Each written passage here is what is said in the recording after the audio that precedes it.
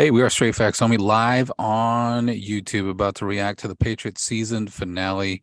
Their loss to the Buffalo Bills, win, and they were in. Unfortunately, they were on the other side of things. We will discuss in great detail right now.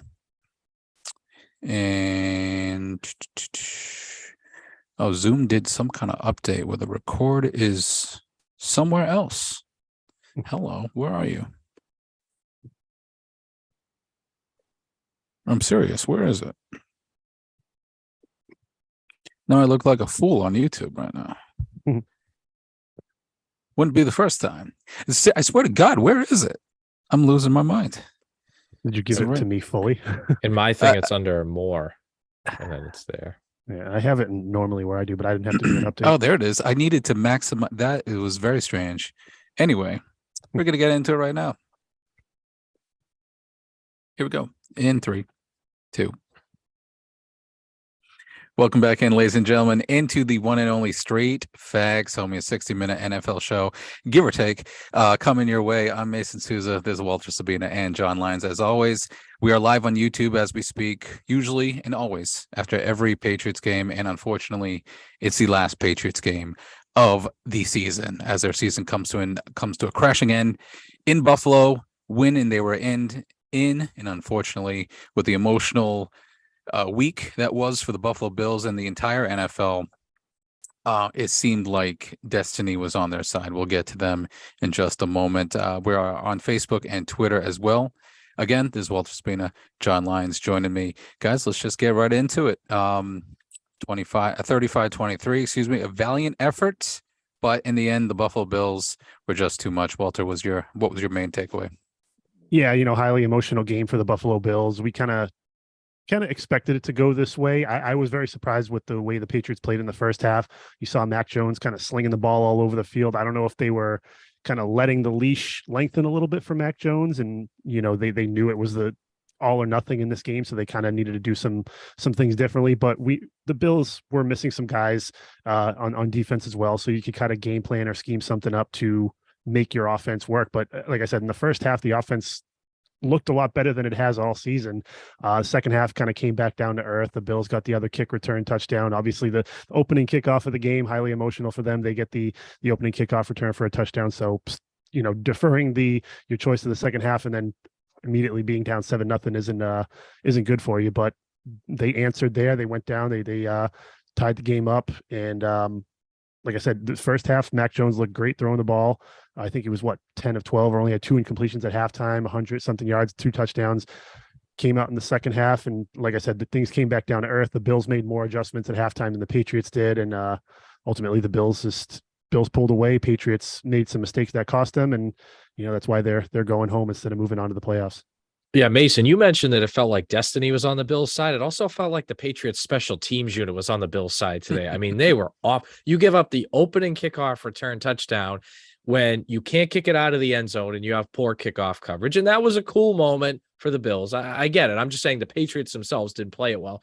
Then later on, Nick Folk kicks a line drive right at the same returner, Nyheim Hines, that already had a touchdown. So the kickoff coverage team has no time to get down there. The guy that does get down there, Miles Bryant, misses I don't want to say an easy tackle, but he misses a tackle he should have had. So they give up another kickoff return touchdown. Here's a cool fact.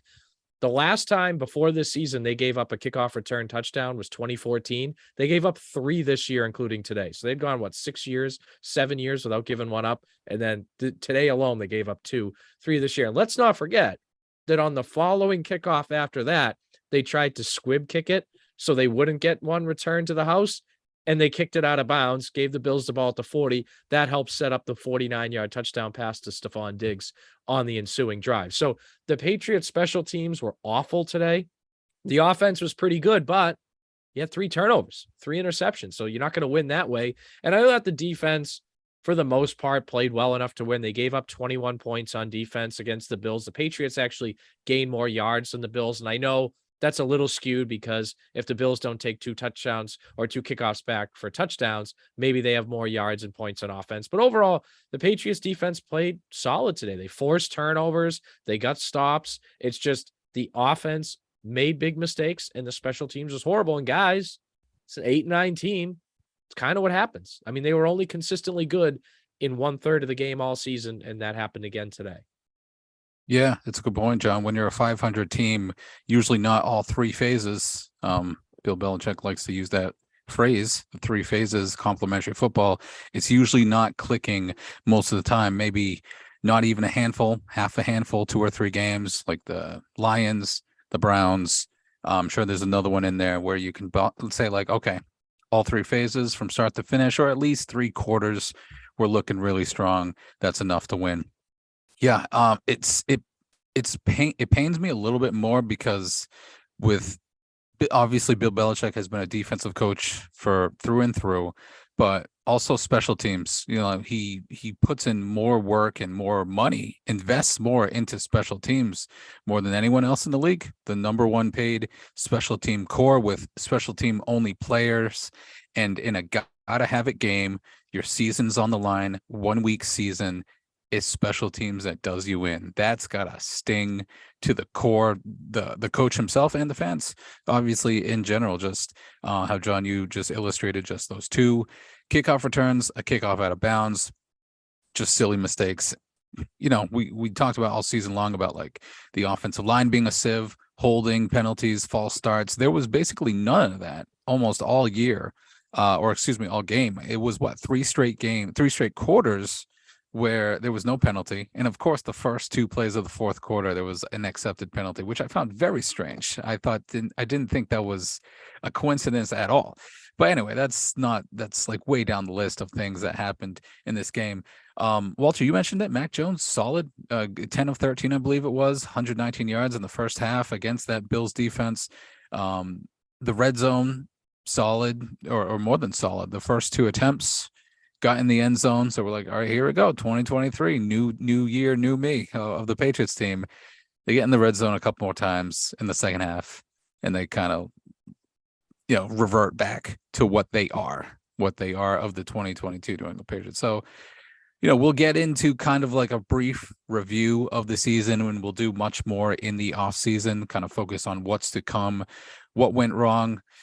We've been talking about it all year long with the coaching staff. I'm sure we'll talk about that, but just what's next for the Patriots. And yeah, in the end, just to boil it all down, my first opening take, like, that's the class of the AFC right there, the Buffalo Bills, and you weren't good enough. It just comes down to that.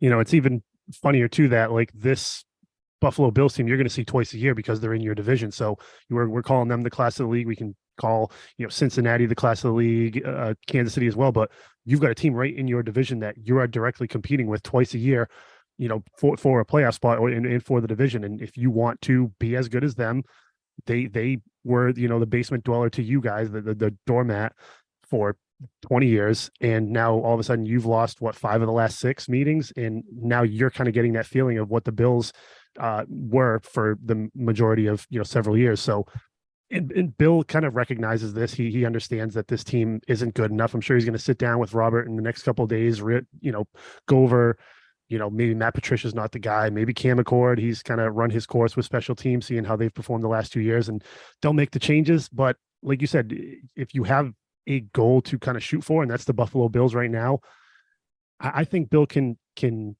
hopefully have some sense to make the right changes and take a step forward instead of another step backwards like we did from 2 seasons ago or last year to this season. And like I said, I hope we can take that step forward. And I think Robert Kraft is going to kind of step in and say, hey, Bill, we need a true offensive coordinator. We need a true defensive coordinator, true special teams coordinator that, we can't take a step backwards again because, we may have to look in a different direction. But again, I'm getting ahead of myself in terms of offseason stuff, but they're the class of the AFC, and that's who we have to try to build and chase after at this point.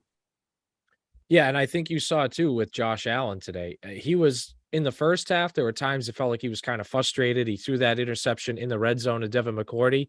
And then when they really needed plays from him, he had 2 huge passing touchdowns in the second half. The first one to John Brown, the second one to Stephon Diggs. They highlighted it on the broadcast, but he threw it from the opposite hash, 49 yards down the field into the end zone, right where it needed to be. And look, Jonathan Jones is a good corner. Stephon Diggs, got by him, and Josh Allen threw it over the top of him. You don't see that happen I think that is an illustration too of these guys are awesome. And to your point, Walter, they're going to be there to stay for a while. I mean, as long as Josh Allen and Sean McDermott are there, they're going to be a really good team year in and year out. And it's the same thing with Joe Burrow in Cincinnati, Patrick Mahomes in Kansas City. So, and it was the same thing here for 20 years with Tom Brady and Belichick together. They were a good team every year. So you look at the Bills today, and you guys talked about the class of the AFC.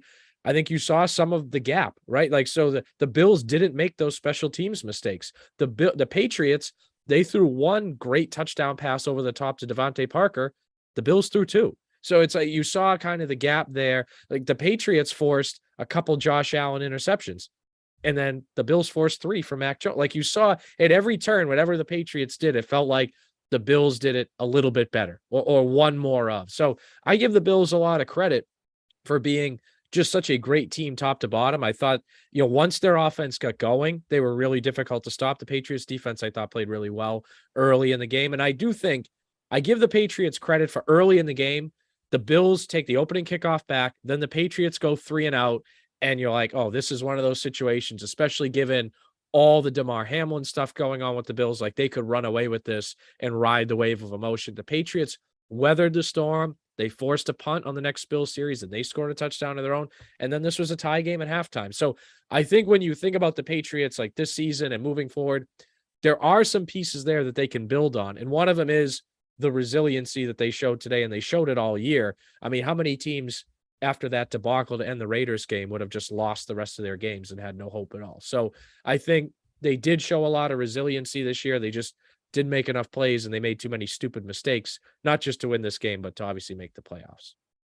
You're watching Straight Facts, homie, live on YouTube, on Facebook, on Twitter, on TCAM TV as well, reacting to the Patriots loss and the end of the season for the 2022-23 New England Patriots. Yeah, that's a good point, John. We must illustrate, or at least, I agree to illustrate that the Patriots did show some resilience. It's a good word, valiant effort to get that touchdown. Jacoby Myers, excellent toe tap in the back of the end zone, possibly the best passing touchdown of the year for the Patriots, or the most impressive, I should say.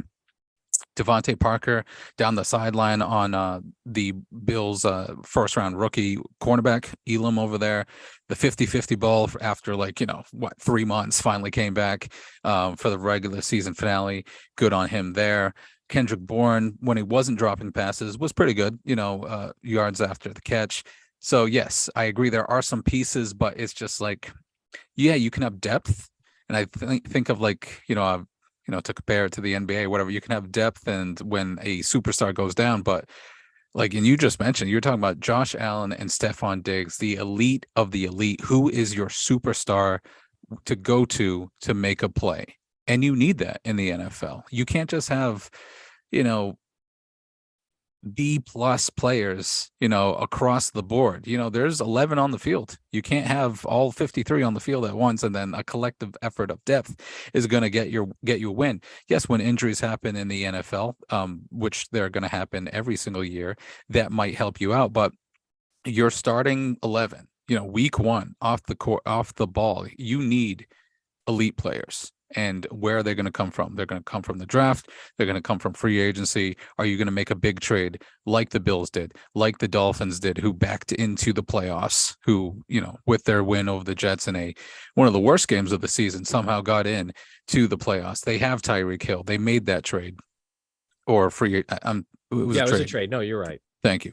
My point is you make the move to get that superstar. And I'd like to go to the comments here on YouTube. Shane, wonderful contributor to Straight Facts, homie. What a great season. Can't wait for Bill to almost get to Don Shula's record next year. So I looked it up real quick. Shula obviously at 347, Bill at 329 with the 8 wins this year, 18 wins away. This may be a question for kind of the brief recap and look forward to next year, but we kind of hinted at who are going to be your new pieces to get you over the hump. And when I mean over the hump, get you to 10, 11 wins. So you are a playoff team, so you can go back into the divisional round. And I saw this tweet earlier today. This is the last 4 years. The Patriots have not reached the divisional round of the playoffs for the first time since 92 and 95. So that's a long time ago, since the dark days of the early 90s for the New England Patriots. So it just goes back to who's going to be your elite player. And if breaking Shula's record means so much to Bill that we've heard in media that it is, then yeah, there's going to have to be some wholesale changes this offseason. Yeah, and we were talking about the classes of the AFC in terms of the Bills and the Bengals, the Chiefs.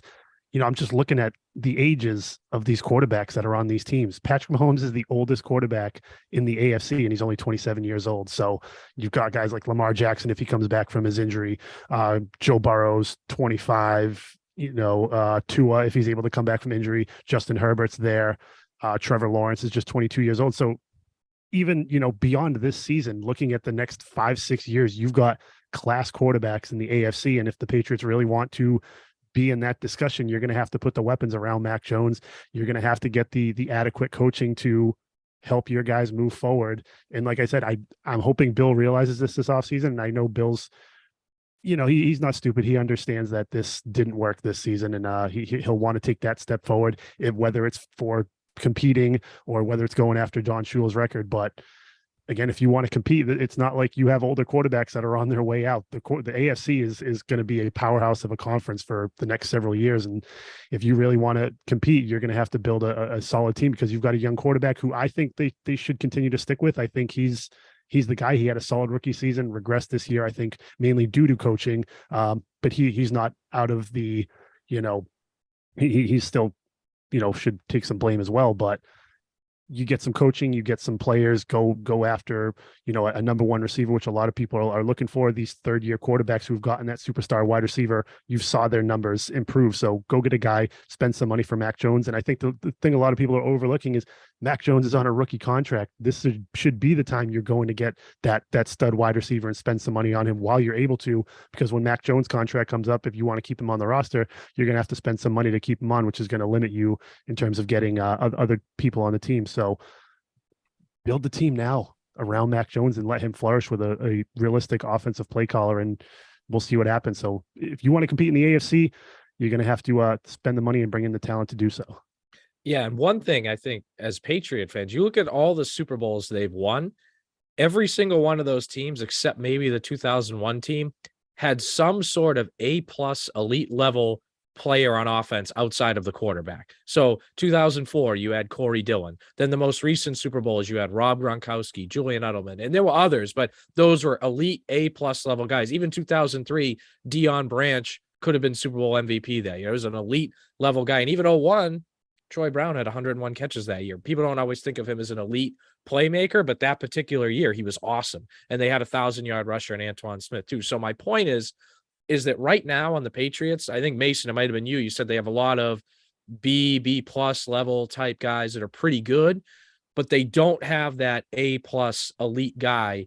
And Ramondre Stevenson's the only one right now that probably has the potential to be that. I think he already is a star. He's not probably an A-plus guy yet, but I still think they need someone in the passing game that is, and maybe that's a receiver, maybe that's a tight end, and it could be an outside receiver, a slot receiver, what have you, but they do need that guy. But I think the biggest issue on offense, guys, besides the operation and the coaching, their offensive line was bad this year. And this is something that we came into the season thinking, oh, this could be a strength because we know David Andrews is good. We know Mike Onwenu is good. Trent Brown was really good his last time here. Cole Strange is a first-round pick. We thought, oh, Isaiah Wynn might be the weak link, but the other four will be good. Right tackle was a problem all year. Trent Brown was inconsistent. Cole Strange was inconsistent. David Andrews and Mike Onwenu were good, but I'm talking about 2 out of 5 guys that were good most of the year, and Andrews had some injury issues too. The only one that was healthy and good all year was Onwenu, and that's just not good enough. No matter who your offensive coordinator or your quarterback or your running back, it was not good enough. And I think one big thing this offseason, and this is a coaching thing and a playing thing, we need to see legit player development on offense. We talked about this a few weeks ago. There were players on defense that developed and got better from last year. Kyle Duggar, Josh Uche, guys who are a lot better than they were a year ago. Ramondre Stevenson's the only guy on offense we can say that about. So we need to see, and the last few draft classes now, they've brought in a lot of young talent. Next year's the year we got to see a lot of that pay off because those 2020 draft picks will be hitting their prime. The 2021 guys, third full year. The draft picks from last year will be in that big first year to second year jump. So they have holes on the roster, but they also need to take a big focus on the talented young players they do have, because they need to develop them. Because if they are going to compete with the Bills and try to win the division and get to the divisional round, those guys are going to have to be a huge part of it. And Belichick is definitely big on players if they have plateaued, if they've progressed as well. If you've plateaued, chances are you're not on the team for that much longer. And so that's definitely something to look forward to in our off-season review of the Patriots, and so on and so forth. We went kind of long, which is usually what we do, par for the course. But I'd like to go to the YouTube one final time, the YouTube comments live, reacting to the Patriots' final game of the season. Jay Weiss, also a great contributor to the show, has 3 points for us. I'll rifle them through, and it's a question. It's like the afternoon show on 98.5. I had 2 points in the question for you guys. No, I'm just kidding. Thank you for the comments. One, can we cut Miles Bryant? Yes, absolutely. That's something that we'll discuss in the off season. Yeah, he got beat multiple times. He had that missed tackle on, I think, Naheem Hines' second kick return, and obviously got burnt a couple times. John Brown, Stephon Diggs, et cetera, et cetera. Number 2, Mac proved me today that he deserves another shot. Competent offense coordinator will get more out of him. I agree. We talked about him. First half looked very strong against a very tough Bills defense. I think we'd all agree with that. And finally, a question for you guys. We'll just go quick around the horn since we've already gone 20 minutes here. Have we seen the last of the Patriots captains in Devin McCourty and Matt Slater? If you guys saw this post game, David Andrews was asked about those two guys specifically, and he walked off the podium shedding tears about those guys, saying they mean a lot to him. So it seems like it's known. You saw Slater on the bench at the end of the game, kind of head and hands a little bit, kind of soaking it in like this is the last one. It seems like, but Slater and McCourty, quick thought on them. Is this the last one? They've been tremendous for this Patriots organization. I think, just looking at the way the contracts come out, Matthew Slater's an unrestricted free agent. I think he kind of just wanted to play out his contract like a lot of guys do, and then, they'll retire. I think Devin McCourty's the way it's, structured, his contract is void after this season. So I think, again, another guy that kind of just wanted to play out his contract. And, if this is the final game for both of these guys, they've had a tremendous career, and I think they should be, first ballot Patriots Hall of Famers, and we'll see them with their red jackets at some point in a couple of years. Yeah, I definitely think it's the end for Slater, and I think probably for McCourty. And I wish it wasn't, because not only did they have great careers, I think they're both still playing really well. So this is 2 pieces that you lose in the locker room and on the field. I agree wholeheartedly with Walter. I think they're Patriots Hall of Famers. I think they deserve consideration for the Pro Football Hall of Fame in Canton. McCourty and Slater, 2 huge pieces of 3 Super Bowl championship teams. McCourty spent years as one of the best free safeties in the NFL. Slater, I know he has a specific job, but he was the best person in the NFL at that job for 15 years. So great careers by both. They'll be missed in the locker room and missed obviously on the field as well. Yeah, 2 all-pro selections for Matt Slater, and that means a lot if you're talking about the Pro Football Hall of Fame. Yeah, besides Tom Brady, it was those 2, Slater and McCourty. Those guys were the locker room leaders, incredible pieces for that organization. Finally, as we sign off on the first quarter and on YouTube, Matt joins us late here in the YouTube. Should they be too early versus too late with Bill? Yes, the old quote of, do you get rid of a player too early versus too late? We've talked about this a lot. I'm sure we'll do a little bit more in the off season, but yeah, there's a lot of questions about, is Bill doing what's best for the team or what's doing best for Bill? I'll leave it at that, and we'll discuss that further on, either later on, right now in the second quarter, or in the off season as we reflect on the Patriots season. Thank you for everyone on YouTube for watching us as the Patriots season comes to an end. For everyone else on Vimeo, on TCAM TV, the second quarter, Straight Facts Only. Thanks for watching on YouTube, everybody. Talk to you, who knows when? Next time? Next year? Thanks for